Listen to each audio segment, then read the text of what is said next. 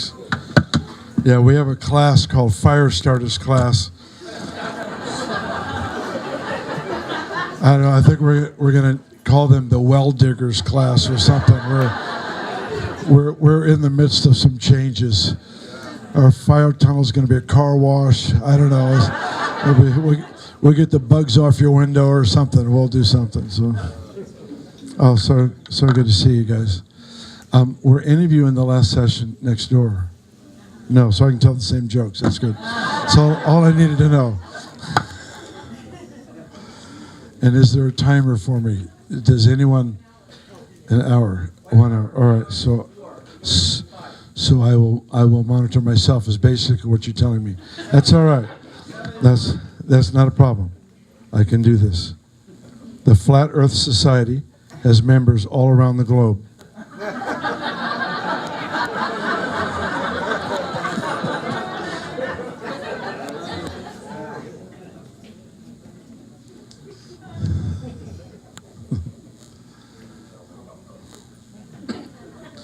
I asked my grandpa after 65 years, you still call grandma darling, beautiful, honey.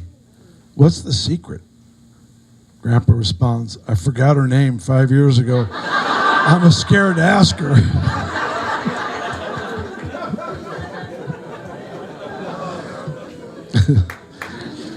And God promised men that good and obedient wives would be found in all corners of the world. And then he made the earth round, and he laughed, and he laughed, and he laughed. One more, then we'll get real serious, I promise. Sorry, I have smoker's cough.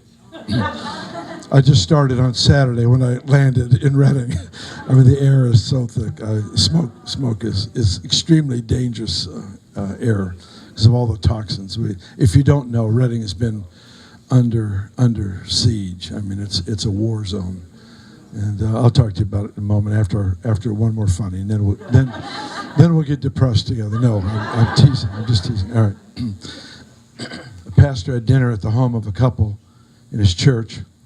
After he left, the wife said to the husband, I think he stole our spoon. This bothered her for a whole year. A year later, the couple had the pastor for dinner again. Unable to resist, the wife asked, did you steal our spoon last year? The pastor replied, no, I put it inside your Bible.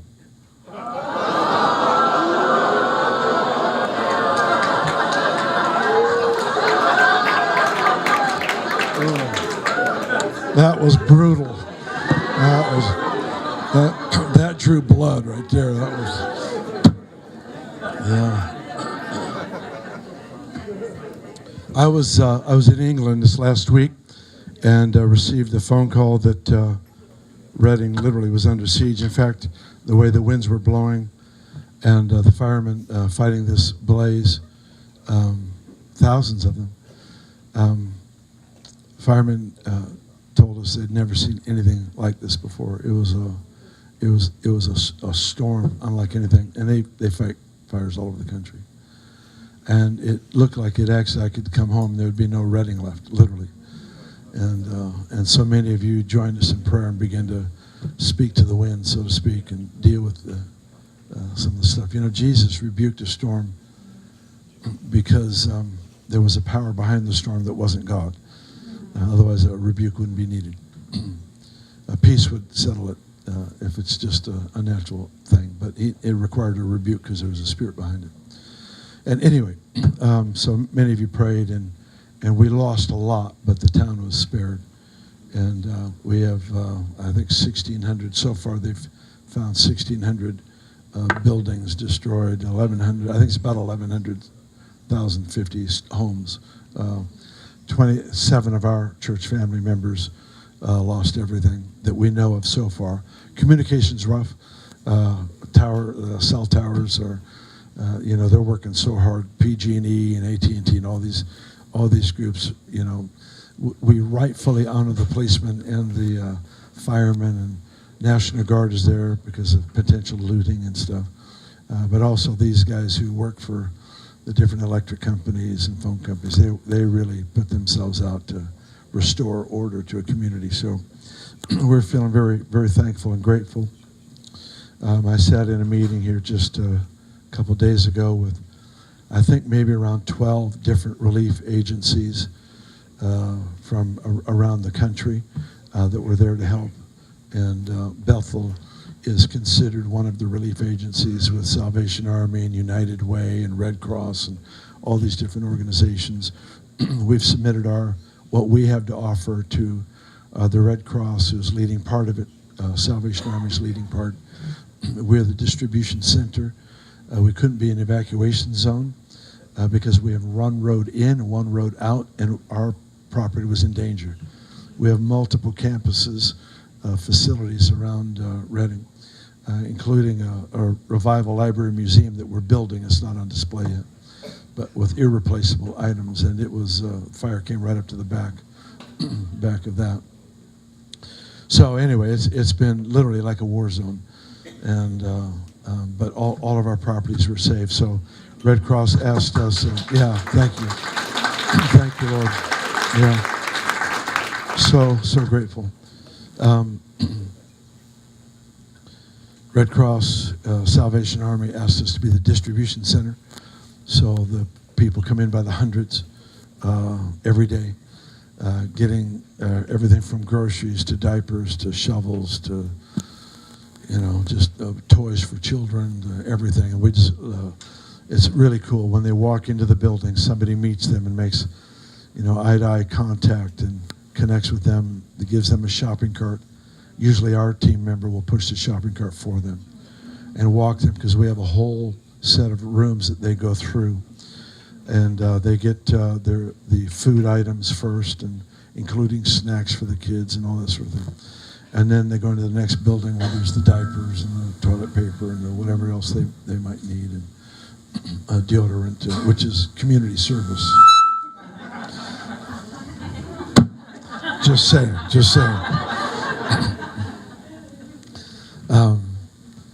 All those kinds of items, very large room. We just take them through and help them to get everything that they need. And then we take them past the kitchen. Ours is maybe the finest commercial kitchen in our area at the church there. I was told it was, so it's one of the best anyway. And the point was, we have a group of chefs.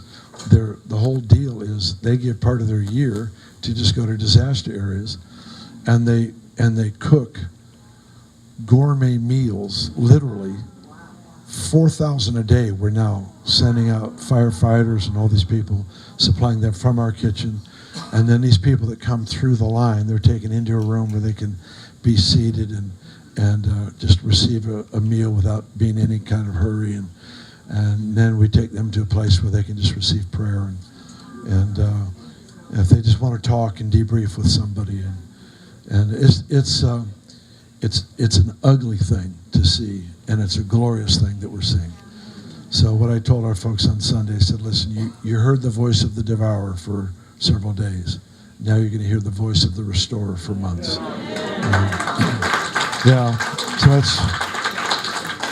he's the only one that can, turn ashes into beauty. And he's so good at it that we sometimes think he created the disaster so that he could display his strength, It's a strange part of theology. I actually talked on it a long time at this session at the HROC this afternoon. But it's kind of a strange phenomenon. If you look throughout history, the church has always done its best when it's been opposed and persecuted. And because of the growth and the development of the church in those times, it's easy to come to the conclusion that that's the will of God. And it's just not. It's not. His ability to use negative things has caused many to come to the conclusion he created the negative things. And it would be like me if I were a medical doctor breaking my child's arm so I could show them I set it and care for them. It's silly for us to think that way of our Heavenly Father, but He is a Father. And the great revelation that's to be released into the earth right now is that God is a Father. And we have the privilege of illustrating that. So anyway, that's where my heart burns right now. So we have the great chance to, we don't have a lot of answers, but most of the time when people are in pain, they don't need answers. They need a friend. They need an ear. They need someone that will weep with them, laugh with them, and that's what we're trying to do. And the city has really turned to us, and we've had people who Bethel's somewhat of a controversial thing in town. Nowhere else out of town, but in town.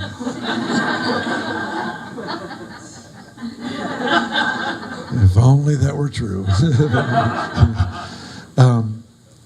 We have tremendous favor. We do have tremendous favor, but there's a very small percentage that are very loud.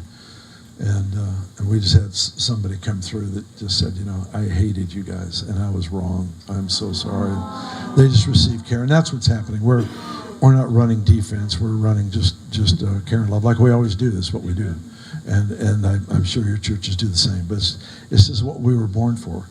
In fact, a lot of what we're doing right now, a non-believer can do well, but it's going to be the duration. We are. I won't go beyond that. We're stepping into people's lives to help them. I'm sorry. I've got stuff. I probably just need a deliverance. Is what I need. So, Bill, help me out here, would you? Just get it out of me. Yeah, thank you. I'm better now. Okay. We have people that we have a disaster relief team. They travel all over the world and just serve in disasters. We hired somebody years ago. Global Response is what it's called, and they take these people into dangerous areas or areas that have been hit with floods and fires and whatever, earthquakes, and so they were already ready. They just weren't ready to do it in their own town, and so they'll be going back. Started today, going back with homeowners that find out there's nothing there. And then start ministering to them, helping them in practical ways. They take sifters. They'll say, where did you keep your jewelry?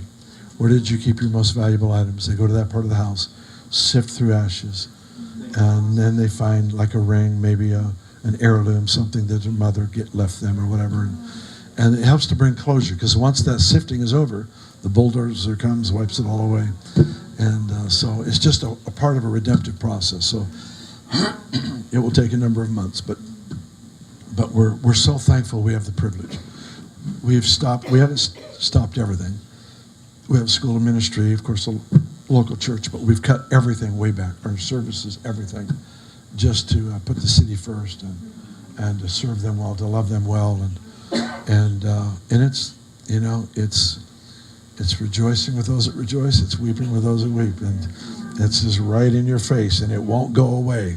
So you will learn to do this. Is kind of the way it feels. So, all right, enough of that.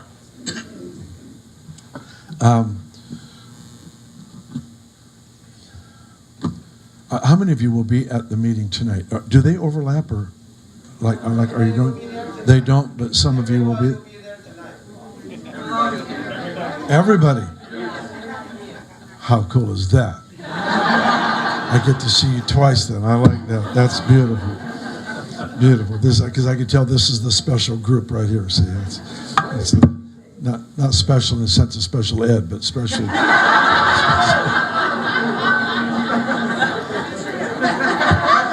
Stop the humor now, Bill. Stop the humor. It is an educational cohort, Bill. It is. That's true. It is very special, and it's an education. Yeah. All right, we're flowing. All right. God intended, I believe, He intended every revival to take us into a reformation. It was His intention. One of the mistakes, a lot of our theology is actually formed around what didn't happen. Let me illustrate. If the Pool of Bethesda were to happen today, they say there was maybe 900 to 1,000 people around that pool. One man was healed. If that were to happen today, pastors, theologians, seminary professors, as well as newspaper, TV people, would be interviewing the other 999, asking them, how did it feel to have Jesus walk past you? Because so much of our theology is formed around what didn't happen. We come to conclusions out of a bad experience and create a theology out of that. I'm speaking of we, the body of Christ, not necessarily. We're in this together. We're learning. Many would debrief after interviewing those 999, and they would come to the conclusion, this only goes to prove that it's not always God's will to heal the sick, because of how many Jesus walked past to heal the one. And these are claims that many, many, many people believe that are just not substantiated in Scripture. God is not willing that any should perish. Is anyone perishing?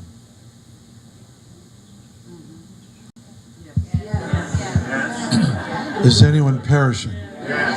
Yeah, of course, they are. But is it his will? No, he didn't design it to happen that way. So the point is, he has certain intentions. There's two words in the New Testament for the will of God. One is that which is established, set in concrete, and that which is his desire.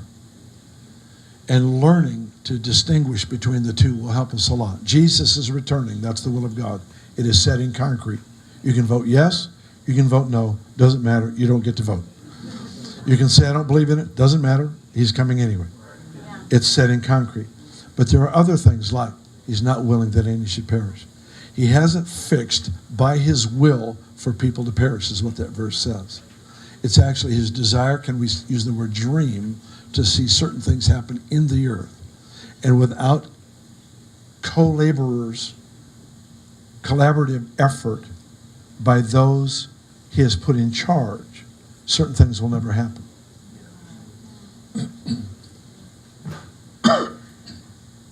Many years ago, people made the mistake in missions thinking one very famous and wonderful man of God just had a twisted view of missions. And he basically said, if it's God's will to save those heathens, he can save them, you know. And he was not willing to send or release people to take the gospel there because he figured if it was God's will, he would do it. We are the ones he's put in charge, if that makes sense, you know. And so he's looking for co-laborers to carry out his purposes. But I do believe that he intended every revival to lead into a reformation and awakening. I'm sorry, I keep clearing my voice. I didn't have to that much last session, but I think it's getting exercised. Maybe exorcised. Maybe that's what it's.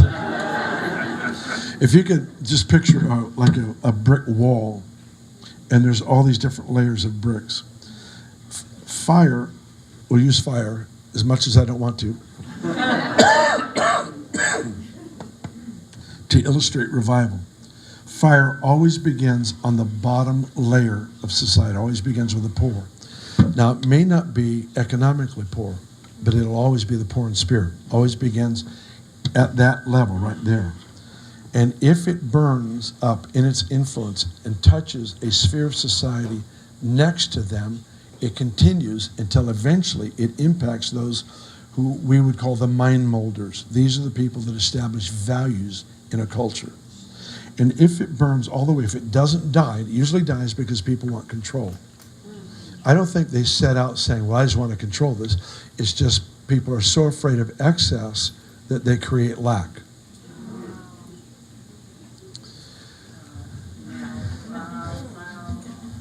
The Holy Spirit won't wear reins that we control. So if we are involved in a move of God that continues to move up the different levels and layers of society until it actually touches the upper layers. Now, these are people that God put there. I don't want you to look at the mind molders of society, the CEOs of corporations, the actors, actresses, athletes, politicians, all these people that have great influence on the value system of a culture. They are not there because the devil promoted them. God is the one who causes it to rain on the just and the unjust. Right. And rain in that context is positive. It causes crops to grow. Agricultural society is to whom that illustration was given. It causes it to rain on the just and the unjust. So here we've got God putting people in places of influence. And when they get impacted by the power of God, by the purity of his love, by the Father's heart, then suddenly their values start permeating the rest of culture and affecting how people think, what people do with their money, how they value their time, the way we build relationships, the way we live in community. All these things start to be crafted and designed, influenced, if you will, by these who release values. Sometimes the Lord will take people from a room like this and he will just launch you into the place of influence. But here's the thing that has been especially dear to my heart in recent years is don't seek to be the president. If God calls you to be the president of an organization or corporation or something, wonderful. Let him promote you. Do your best. Go into that position. But Esther, Joseph, Daniel, none of them were the leaders of their country. But they served those who were. And the effectiveness of their service defined the destiny of multiple nations. Nations came under the impact of their influence because they served the ones at the top. And they served the ones at the top when the guys on the top were jerks. You know, when Nebuchadnezzar was causing people to bow before him and worship an idol made of his own image. I mean, that's just about as dumb as you can get. Dumb as dirt, right? And yet he continued to serve him loyally without accusation and was grieved when he heard the judgment of the Lord aimed at his boss. Now think about this. You're serving somebody who's become a cultic leader, who sponsors and fuels the witchcraft of the nation and the demon-inspired worship that has infiltrated the nation, and he's the guy you've been assigned to serve. And when the word of the Lord comes for Nebuchadnezzar's judgment, Daniel doesn't say, this is what I've been telling you. I've been warning you. Get your act together. He didn't at all. He said to Nebuchadnezzar, I wish that this word were aimed at your enemies. Because he received this word of judgment. I wish it was aimed at your enemies. And then he counseled him how to avoid the judgment of the Lord, which he embraced for a season, but then rejected. The point is, transformation doesn't always come because you're the guy at the top. Right. If that's the case, then there's not many of us that have a chance. But the cool thing is that no matter where you are assigned to serve in society, integrity, creativity, and excellence will position you to influence those above you. That's my personal definition of wisdom. Integrity, creativity, and excellence. You'll see those three themes interwoven all through the book of Proverbs. The fullness of the Spirit in the New Testament is evidenced in wisdom.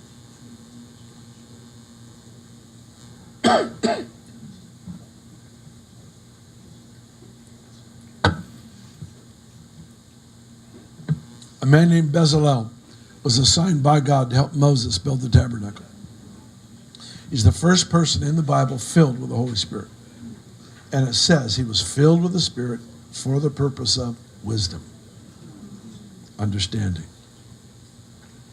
He became the creative influence to work with all these unusual materials to help craft and to build this building, this traveling tent, if you will.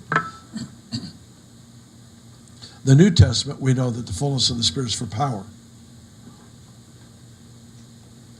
When God reveals a new truth, he doesn't abolish the previous.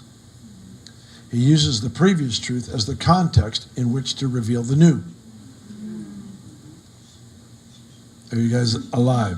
Yeah. Did you eat turkey for lunch and you've got that drug going through you?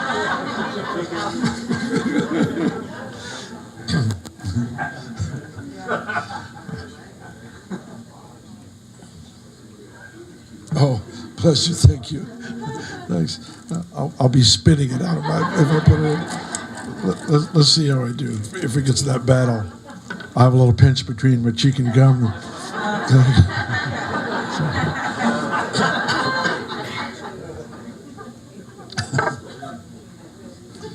When God reveals a new truth, he doesn't abolish the previous. So let me give you an example. I no longer call you servants, I call you friends. Did he get rid of serving? No. See, serving is the context in which you learn intimacy. Another way to put it would be servanthood would be the setting where you put the diamond. Paul, intimate with God, called himself a bondservant.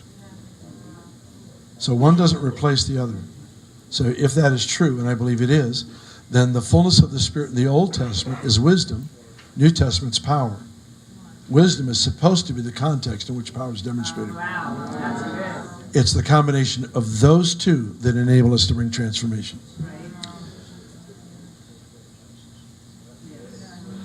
That's it, because wisdom operates with divine reasoning. And it's available to every person. Everybody in this room can operate in wisdom. Now, wisdom throughout Proverbs. By the way, let me mention, Brian Simmons really helped me with this. Passion Translation. We were talking a couple years ago when I was talking on the subject of wisdom. And he said, the word proverb actually comes from a word,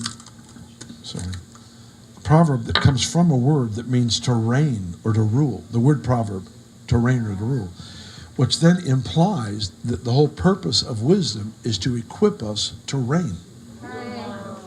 Now, Romans 5 teaches on this, and because of the death, resurrection of Christ, we've been positioned to reign in life.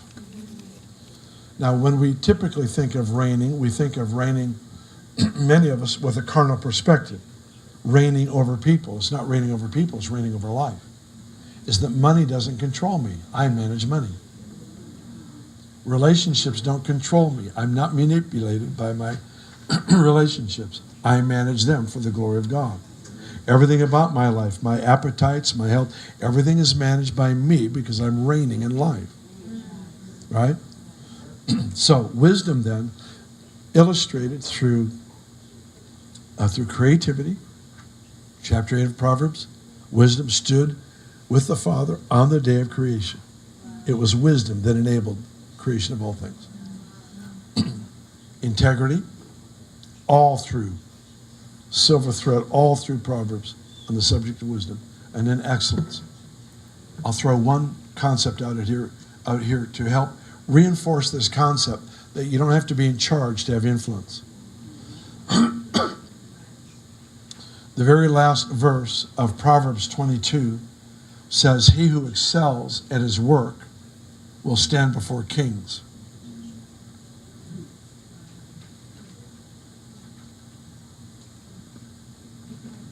All right, let's just say I'm on the third layer of bricks down here. And he says, if I excel at my work, if I really tap into that supernatural dimension called excellence, I suddenly get launched up to this realm of influence.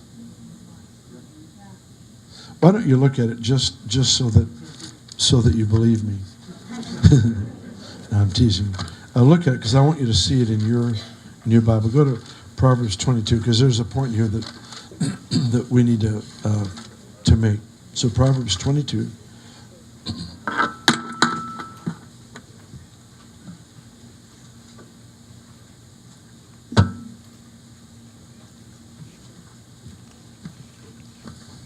Okay, this New King James puts it this way, verse 29 of Proverbs 22.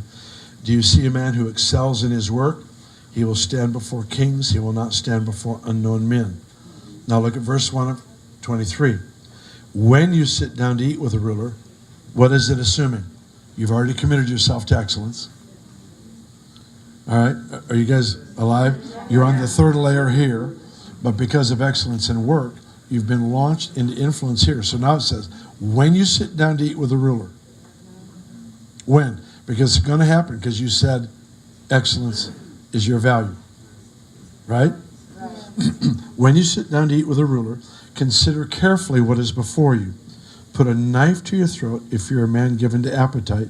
Do not desire delicacies. They are deceptive food. What is he saying here?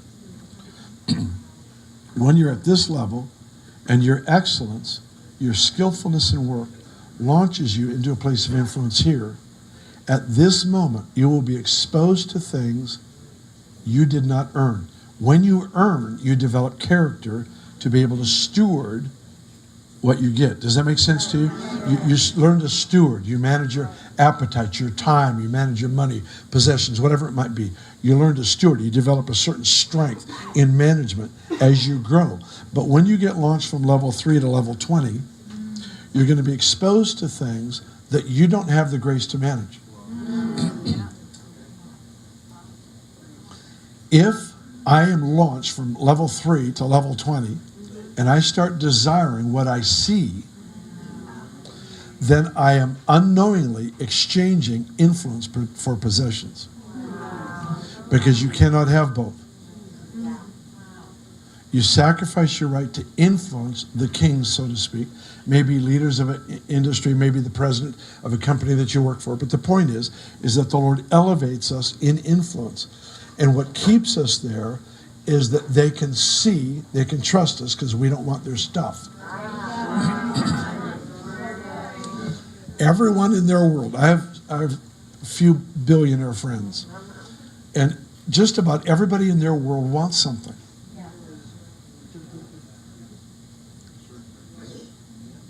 So when I come to be with them, I bring them gifts because I don't want anything. I want to guard my heart.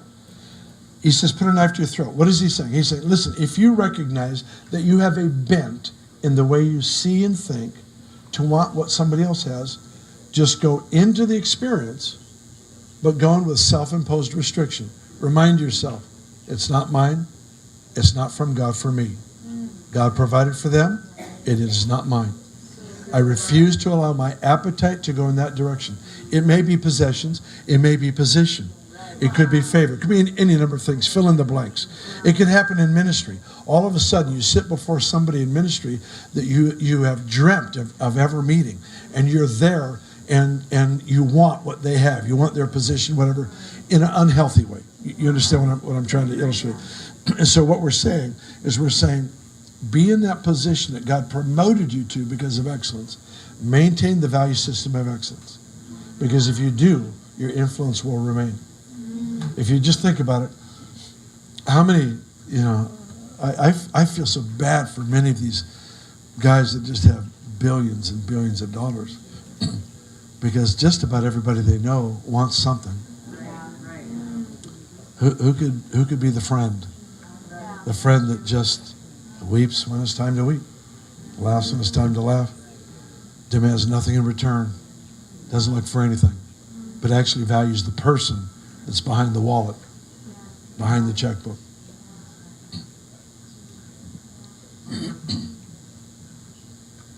See, wisdom has been used by the Lord. Wisdom, again, excellence, creativity, integrity, has been used by the Lord to influence kings for a long time. It's happening right now. Leaders of industry, leaders in political, social positions are being influenced by those who have an unusual creative perspective, have remained filled with integrity in a difficult situation. Imagine you being a woodworker. And let's say that your father was a woodworker, your grandfather was a woodworker, and you've learned the nature, the personality of different kinds of wood, from oak to olive to cherry to walnut to all these various woods, and you've learned what kind of wood is best used to illustrate this color and this feel in a room, the warmth or the different feel that furniture gives. And one day, you hear a knock on your door, and there's a representative from the king, King Solomon. King Solomon sent someone to your business and says the king has seen your work, he's heard of your reputation, and he really would like to talk to you.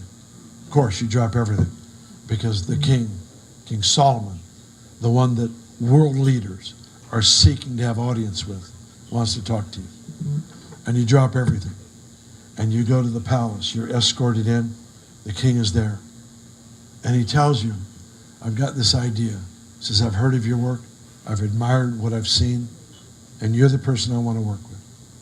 I've got this idea. I want to build a stairway from my house to the house of God. Fast forward. When the Queen of Sheba came to Israel, it said she asked him all these difficult questions, Solomon. He answered every one beyond what she had even hoped for. She was overwhelmed by the depth of his wisdom, the measure of wisdom. Overwhelmed. And I wish it would have given the questions she asked and the answers he gave. It didn't. And when God is silent, there's an important reason. And I think his silence is pointing to what he did mention. It said she was impacted by the clothing of his servants, the table setting around the table when they ate, the stairway from Solomon's house to the house of God. Back up. So you're the woodworker. You're brought in. And Solomon says, I've got this idea. And you go, yeah, I think if we use this wood, it would just cause this railing to just pop. It would just stand out so strong, and the nature of the wood here would be perfect for the stairs. And you begin to define. He goes, that's exactly what I want. You're thinking right, consistent with what I want. And you go to work and you build this stairway. And when you're through, the Queen of Sheba shows up. And she looks at the stairway and she says, there is a God in Israel. See, that's what wisdom does.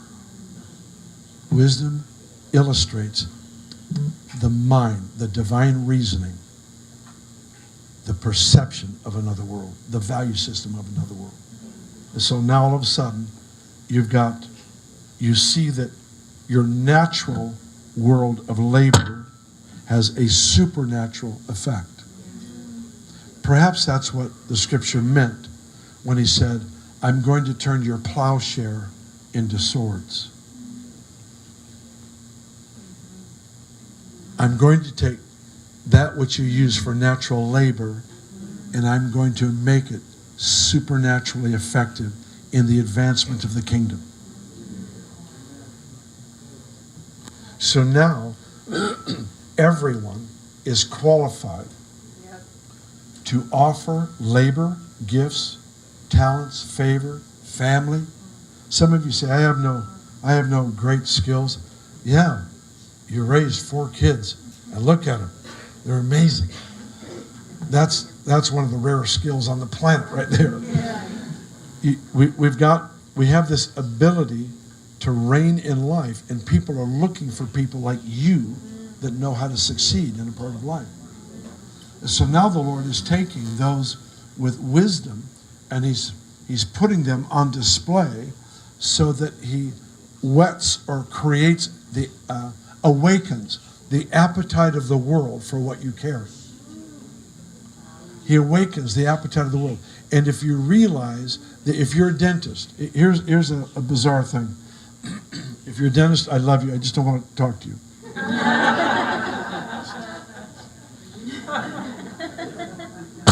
No, I don't mind talking to you. It's what happens later. I'm allergic to dentists. I've got the kindest dentist on the planet, too. That poor guy. I just avoid him like the plague, you know. So you've got your work, your labor that you do. Maybe you own a business. Maybe you work in a factory. It doesn't matter what it is.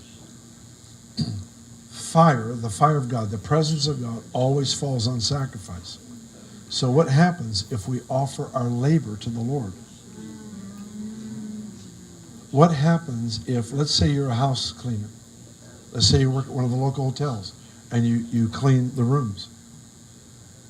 When you offer what you do as an offering to the Lord, the presence of God rests upon that offering. See, it was supposed to be the way that the people of God learned to build a presence-based culture that influenced the values of an entire community. Yes to the bold preaching of the gospel. Yes to the praying for the sick and all the things that we do. But a presence-based culture actually changes atmosphere, that the things we want to see grow naturally, develop naturally. the Jews have this concept down better than the church. I've been told for years that they have this approach to life that just basically says work is worship. Work is worship. And it's amazing what taking a few moments at the beginning of the day or the beginning of an action, taking a few moments to acknowledge, God, this is unto you. What that does to that moment, it sanctifies the moment in ways that is really quite astonishing. Years ago, I pastored a church in Weaverville, California. Has anybody here been to Weaverville? Bless you. You are in the rare few that knows that Weaverville even exists. It's a city of 3,500 people. There's not a traffic light in the town. There's not a traffic light in the county. The county is about 60 miles long by maybe 40 miles wide. There's not one traffic light there. It's kind of an outlaw place. There's a little town called Denny. It's a one-way road. Police don't like to go there. It's just a unique place, and I loved it so much. It was just fun to be there, raise my kids there.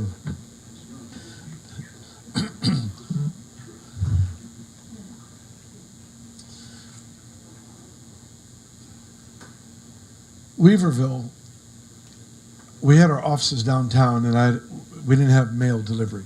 You pick it up at the post office. So I'd walk from my office past one of my favorite stores, a grocery store, health food store, to the post office. I'd walk to the post office. On my way back, I'd usually stop at the store.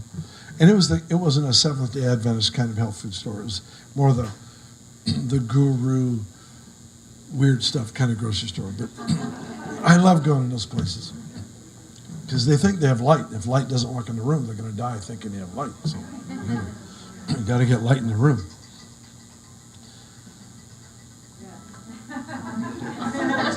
It's all right. It's all right. I just play. Teasing people is my love language. So if I don't tease you, that's when you worry. So I would go to the post office, get the mail. Then I'd come to the back door of the store, and I'd stop for just a moment, become conscious of him, and then walk in the store. And after a while, the owner, who became a friend of ours, we went to their home for dinner. They came to ours. Took me aside. He said, "Bill, something's different when you walk in the store."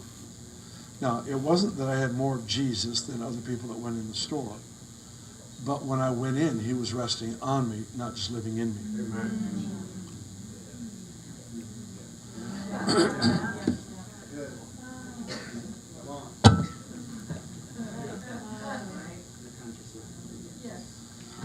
Yeah, when you turn your affection towards him, he begins to manifest upon you. For most of our lives, ignorantly, we go through life serving him, honoring him, but we walk into the grocery store thinking of the bread and milk that's in the back that we have to hurry and get. We've got an appointment, so we run in. It doesn't mean you have to go any slower.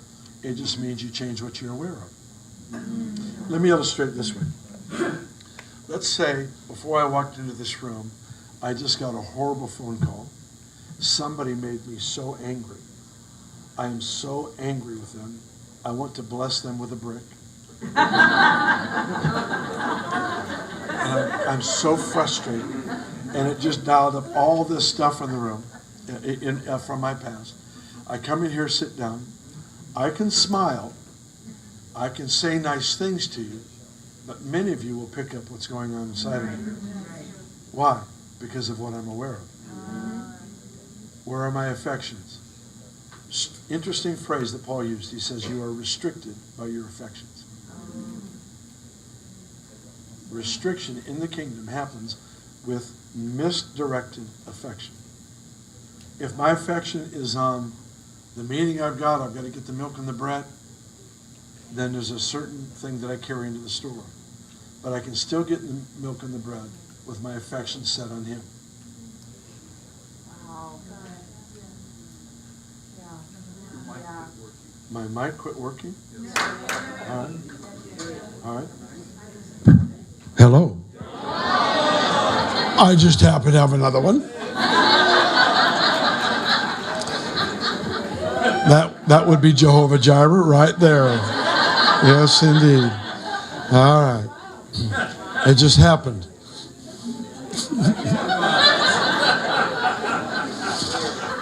Whenever I talk about Moses throwing down the rod, sometimes I'll grab a mic stand and I'll throw it down, and I think, what if that thing turned into a snake? It would scare me to death. I'd be the first one out of the building, you know. Sorry for the illustration. Please don't. Please.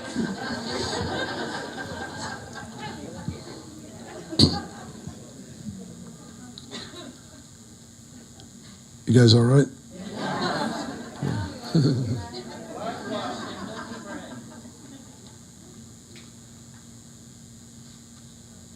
Do you remember when Peter's shadow healed people? What do you think that was? There's no substance to a shadow. It was a point of contact for the person with faith, but contact with what? Your shadow will always release whatever overshadows you.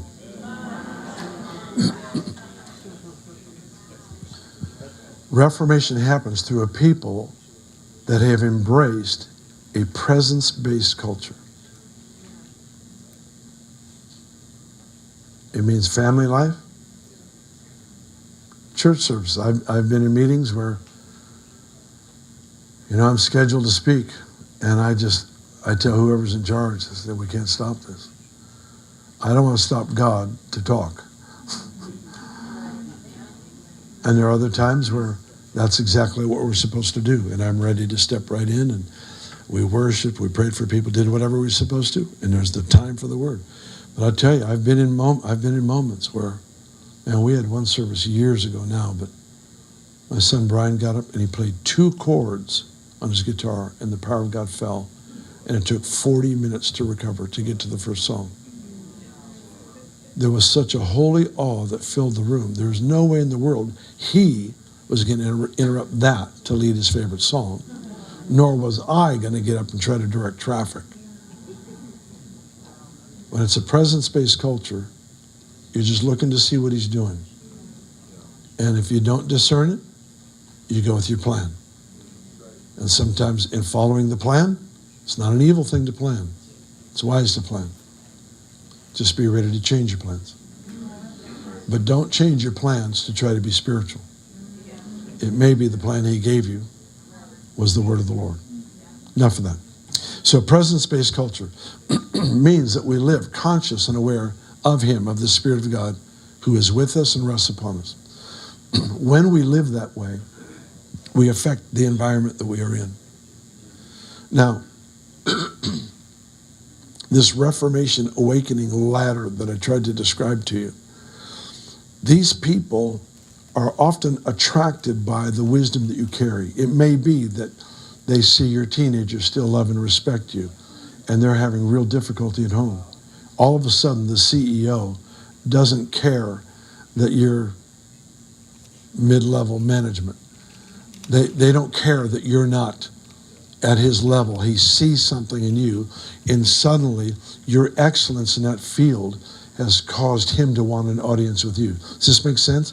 It may be that your business thrived and succeeded, and in a downturn season, you were still as joyful. And they want to know how you pulled that off.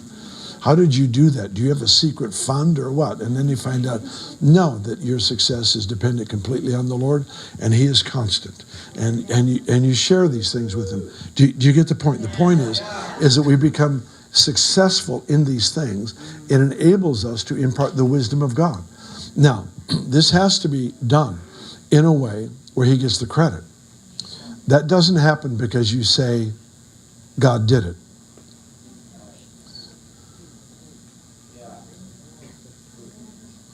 I've come to people after they sang a beautiful song. I said, man, that was beautiful. You did so good. And they said, oh, it wasn't me. It was Jesus.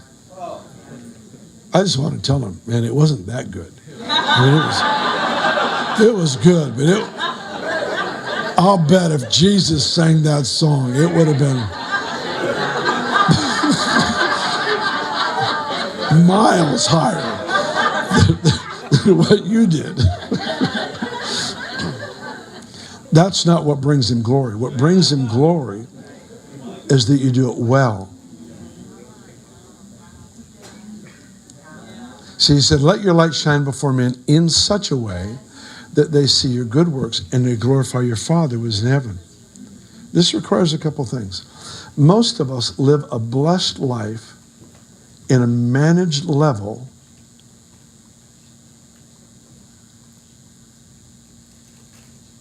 so that we get the credit for being blessed.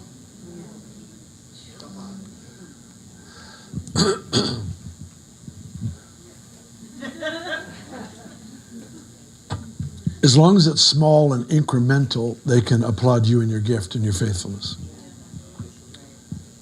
But if God decides to do something extreme, take you from the third level of bricks to the 20th, people will look at you and go, they're good, but they're not that good.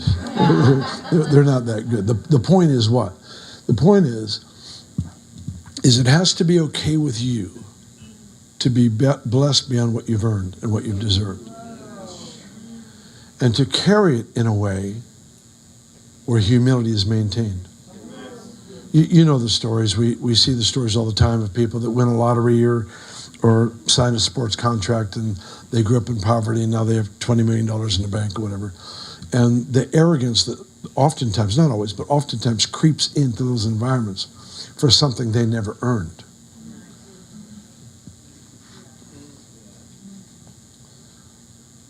The challenge for us is to be a people that have the blessing of the Lord resting upon our lives. Never without difficulty, but the blessing of the Lord resting upon our lives in such a way that people see that was God. Let me quote to you one of my favorite Psalms.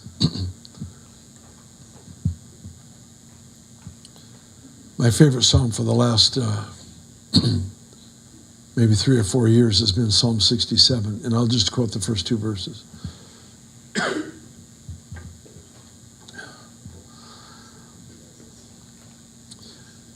Father, bless me, which I like any psalm that starts that way.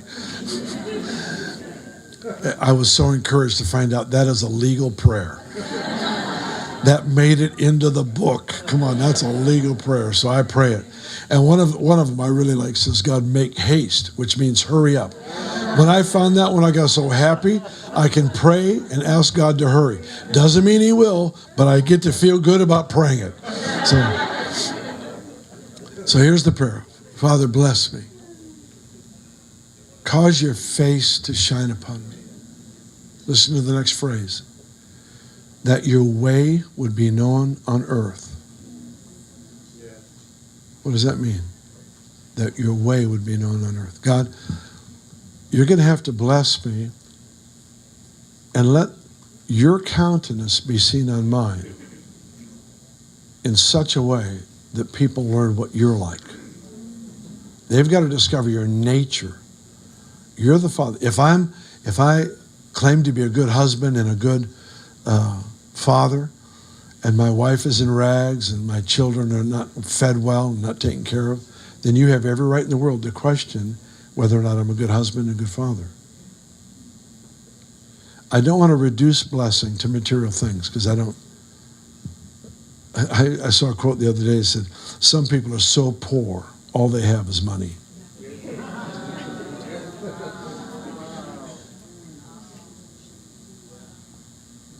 So I don't want to make this about material things, but I want to use it as a illustrate to illustrate, because you can measure it. All right.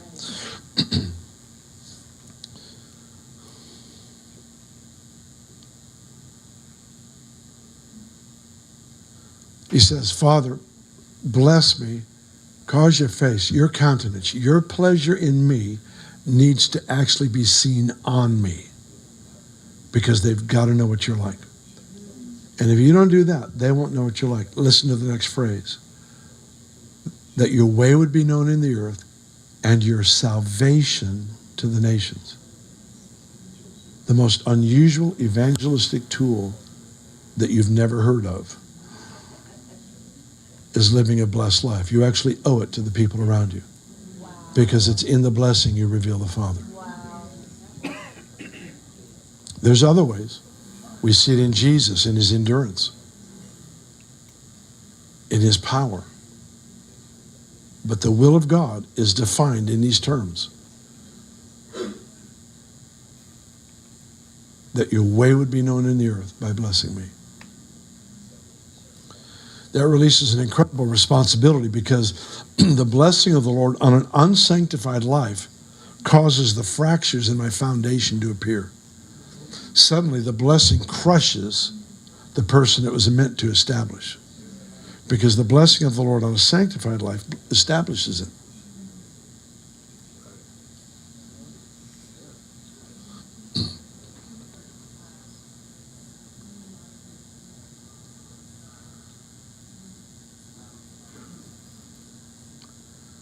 Let me end with a thought or two. Let's see, we got 9 minutes, which is more than enough time to confuse you. Look with me at Matthew, the Gospel of Matthew, chapter 5. We'll just take a couple verses here.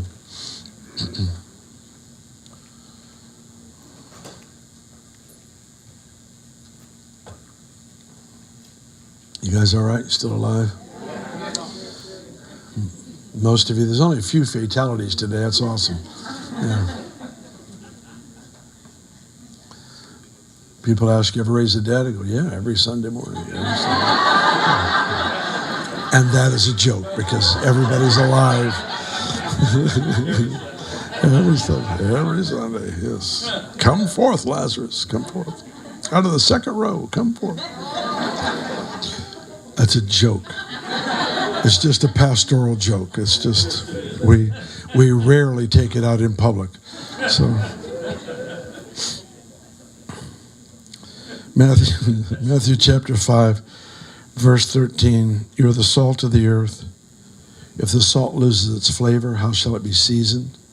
It's then good for nothing but to be thrown out, trampled underfoot by men.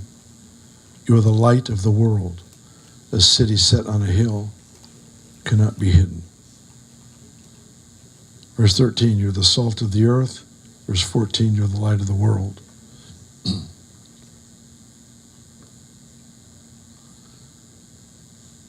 For most believers, our concept of being the salt of the earth would be to take the salt shaker, unscrew the lid, and pour all the contents onto the corner of the plate, leaving the meal untouched. Because we like to hang out together.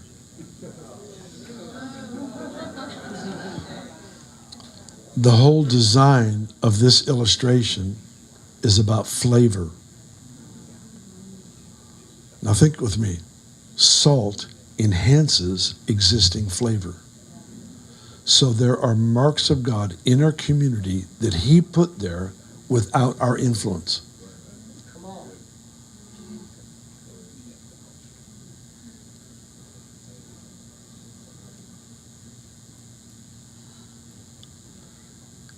And learning how to be a people that become evenly spread throughout society, you can't transform a community you're not a part of. And being huddled up in a church telling schools what curriculum to choose and what policies our political leaders should make doesn't work. You may get an occasional break, but it's not how you bring change. You bring change by being sprinkled into the meal. And it's about flavor. It's all about flavor. And interestingly, the word, when it says, and the salt without flavor is worthless, the word there, worthless, is actually the word foolish. So salt without flavor is foolish. What is salt with flavor? Wisdom.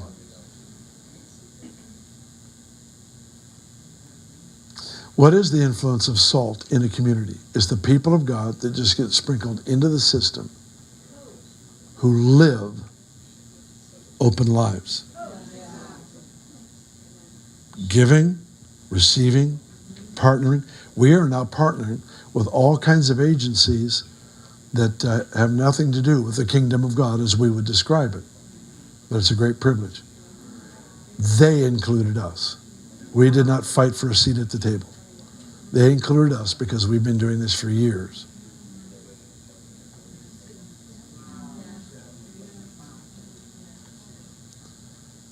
The second illustration he uses is you're the light of the world.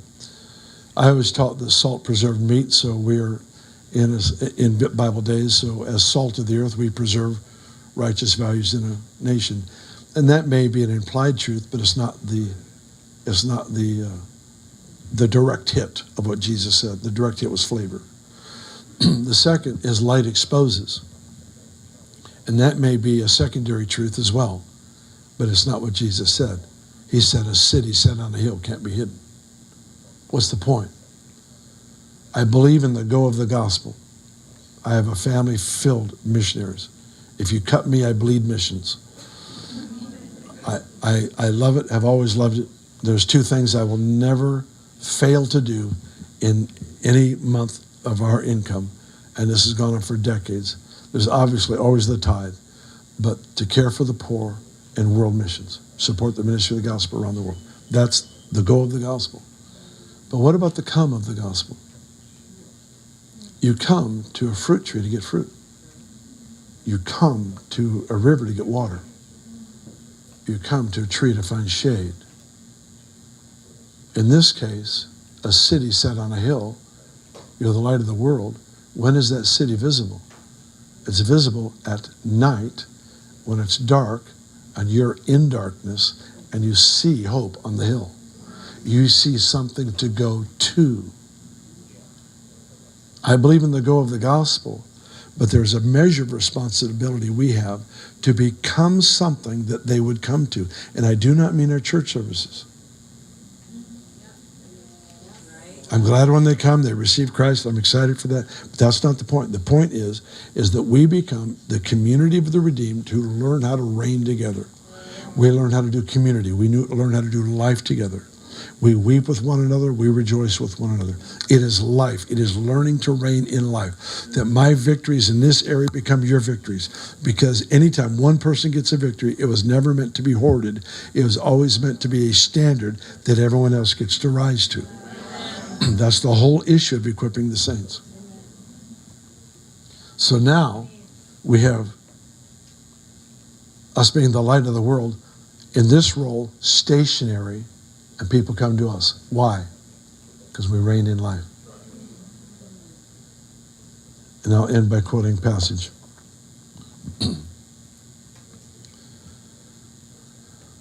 Many of you know it. Arise, shine, for your light has come. Notice it didn't say arise and reflect. Once you're touched by light, you become light. Doesn't mean you're the source. It just means you're light. Christ in you is the hope of glory. Arise, shine, for your light has come. The glory of the Lord is risen upon you. For behold, darkness will cover the earth, deep darkness the people. But his light will appear upon you. His glory will be seen upon you. Here it is. Kings will come to your light, and nations to the brightness of your rising. Light, kings, nations. You're a city set on a hill. No one takes a light and hides it under a bushel. He goes on to next. The whole point is, I have put you in a place of visibility so that your experience in the dimensions of the kingdom become visible to the nations of the world. Because it is my desire to draw the kings to you and the nations to you. Clear as mud? Good. Let's stand and we'll pray.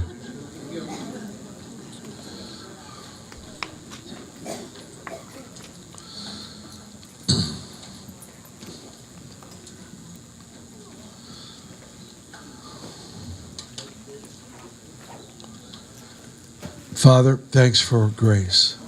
Thanks for presence. We just give you honor. I ask that you would deposit in us great wisdom for this next season. Great wisdom. Great wisdom.